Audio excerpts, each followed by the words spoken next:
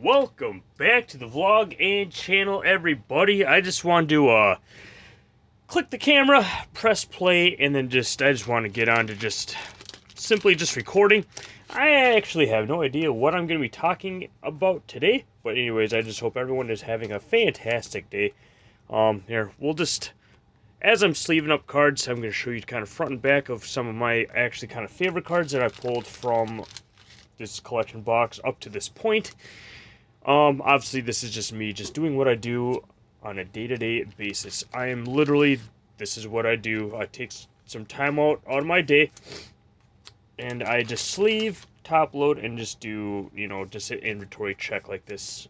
Just kind of seeing where I'm at, seeing where this collection box is at that I bought over at the LGS, and simply just moving on from there. This is just a great way for me just to, indulge in the cards even more. Like I said, especially holding onto these kind of older, kind of near base set, kind of that vintage late 90s era of Pokemon cards. It doesn't matter what condition the cards are in. It brings back all of those memories of me hopping on my bike, going to the store, going to Shinders. I've got, having a wad of $50 in my pocket, going up there and just indulging myself in more Pokemon cards that I have loved since I got my first booster box. So, yeah. No, if there was a way to go back, I totally would. I would just stay in that era. There wasn't all this competition and all these fights just trying to get Pokemon cards. All the players went to where they needed to go to get their cards. All the collectors did their own thing too, and obviously, me being a kid, I had no idea about the finances or the investments and the business side of things. I was just there to enjoy the cards for the sake of enjoying the cards. And then obviously setting out some of the cards for me to actually play the card game and learn how to play the card game. And I played the card game for a while, all the way up until 2006, and then from there is kind of on and off, because right around that time it's like, yeah, that transition from high school to college, it's like, okay, well, Pokemon will still be a part of my life a lot, and then it's just kind of like, just from there it's just exploring other card games, seeing what they're all about. At this point I haven't really gotten into Magic yet.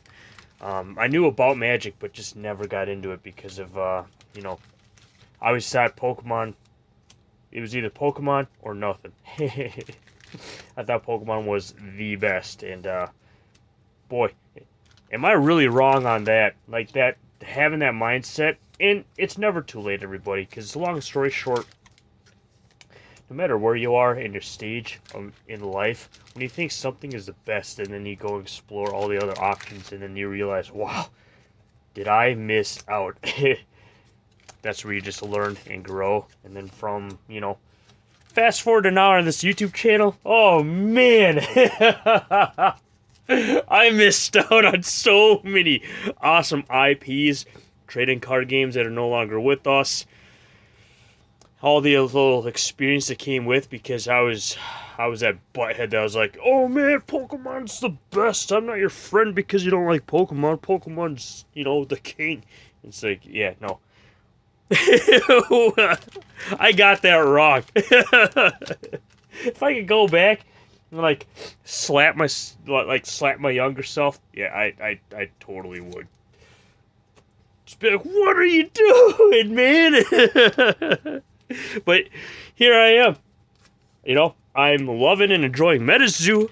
I finally, the last 4 or 5 years I've been collecting and just been investing.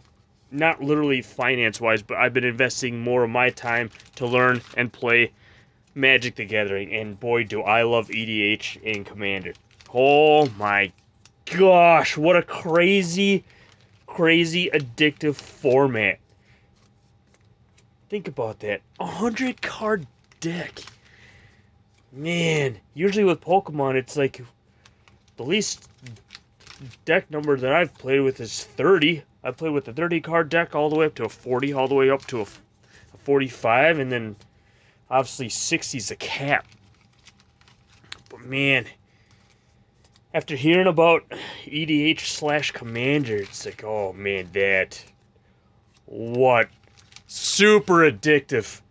Like, a fun addictive. Because it's like, you think you have this formula down, and like, you're playing with some of your favorite cards because you can't have any cards that duplicate. You can only have one copy of like a single card, and you make that into like a 100-card deck. Well, you know, obviously the only cards that get a pass are obviously like your like resource cards, right? Like your mana. But man, wow. You go in thinking, oh sweet, I made this awesome goblin deck and it's super finessed. You go and play and you just get annihilated. But then the addiction part is utilizing the sideboard, swapping cards in, perfecting like the playability of that deck and the performance of that deck and how it plays out. It's a beautiful thing, man. It totally is. Totally is. It's kind of one of those things where if you haven't touched Magic, do so. Please, please take the time. I'm not forcing anybody to try, to like get into Magic, or it's just give MetaZoo a shot. Give any TCG or CCG, give it like the chance with playability. Like, get out of your comfort zone like I did, and I'm glad.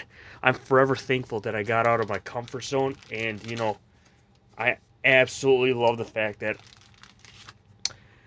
I took the blinders off my racehorse, and man, I'm on my own path right now. I'm not following what any of the other horses are doing right now at the racetracks. Like, I'm just using that as a good analogy of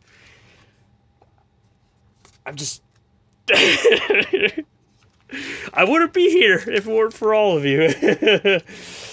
And I wouldn't be here if it wasn't for the awesome MetaZoo community that we have, that we just naturally just kind of cultivated. Like, this team effort. Like, that's the way I'm looking at it.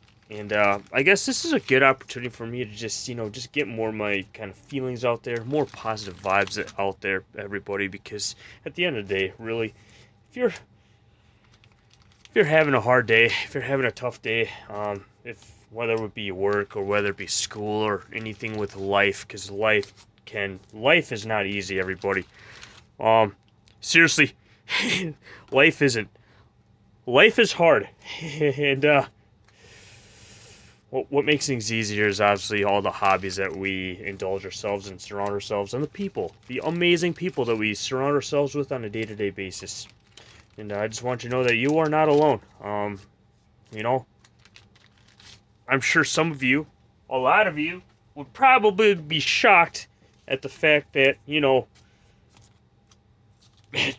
I carry a lot of heavy burdens, and no one's ever going to be noticing that at all.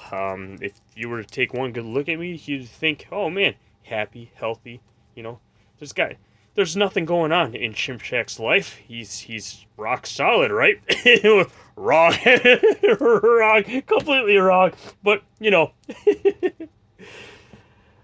again, I'm keeping up the positive vibes. And like I said, if anybody is struggling, please find the appropriate assistance and support for you so you're not struggling anymore. Very quick, I will be right back. I need more sleeves. I'll be right here. I promise. I'm not going anywhere. We need more sleeves. But anyways, no. I mean, that's the thing. I guess me growing up as a kid, kind of part of the reason why that I loved and just gravitated towards Pokemon early on was the fact that I was that kid that, like, I got bullied, picked on, harassed on from, like, first grade all the way to, like, my sophomore year of high school. I got picked on, like, every single day. And you know what? My whole, like, outlet, like, I'd just come home, I would, like, de-stress. I would, get myself, surrounded by my hobbies, because that's what I was very passionate about and things that I love doing that would just, hence, this is where we are. Pokemon cards have always been there for me to just be totally level-headed, and then just I could be me when I got home, you know? I could just be myself, and then just from there, just the learning and growing and the whole growth of that, and it's just like, man, it's an amazing process from how I started point A, and then now I'm like beyond, like I'm on a whole nother level right now, and it's just not a whole nother level as in like card collecting, but I meant like internally I'm on a whole nother like playing field, and it's amazing when you get there. It truly is. Like, nothing really truly triggers me or upsets me, or nothing really weighs me down much. I like, the only thing that really drags me down every now and then is if I'm really having just a really hard time at work. Not hard time. Scratch that, reverse it. More like if I'm super busy and just swamped with work, and I have to, you know, keep grinding it out and just working on the next school bus. I mean, just, that's normal.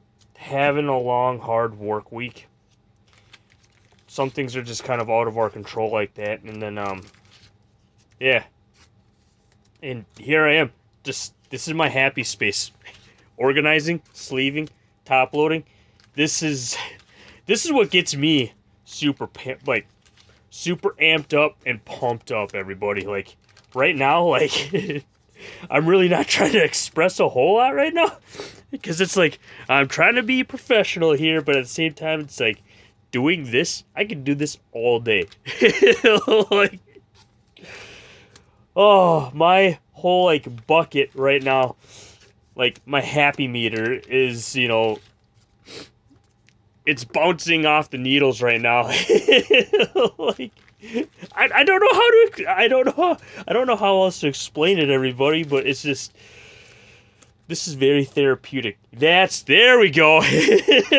I'm going entirely off script today.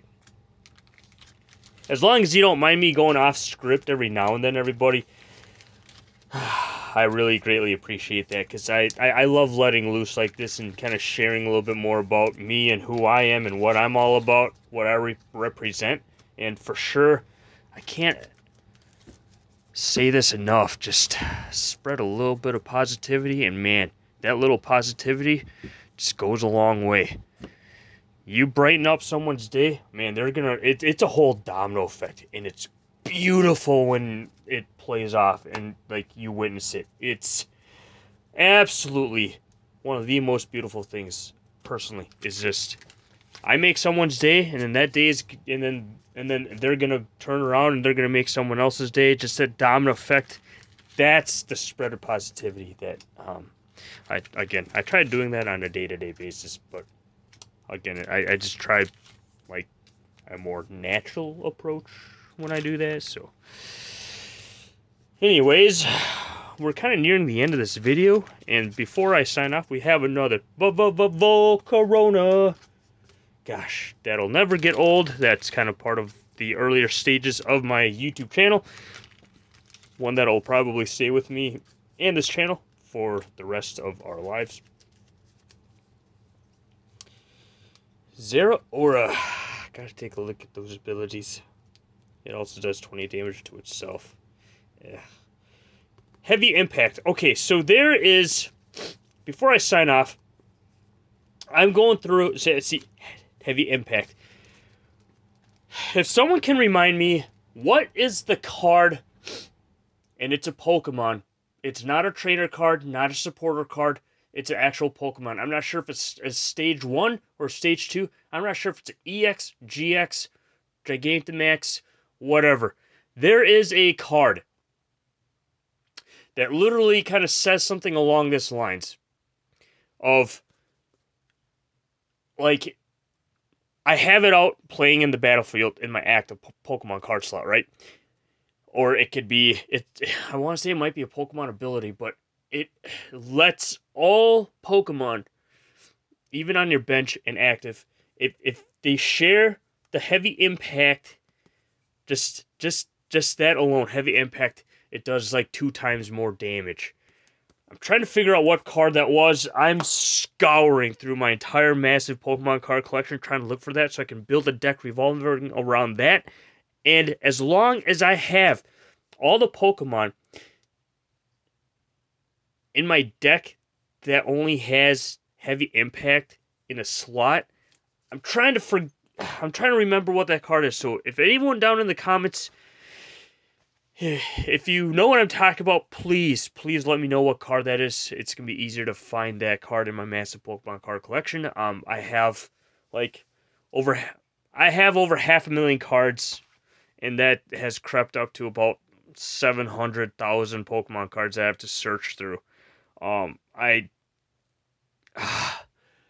trying to remember what card that was. I'm not sure if it was a colorless typing, but it said something along that lines of each Pokemon that you have that knows a move heavy impact does 2 times more damage. Something along that line. So please help me out. Peace out, stay safe, have fun, everybody.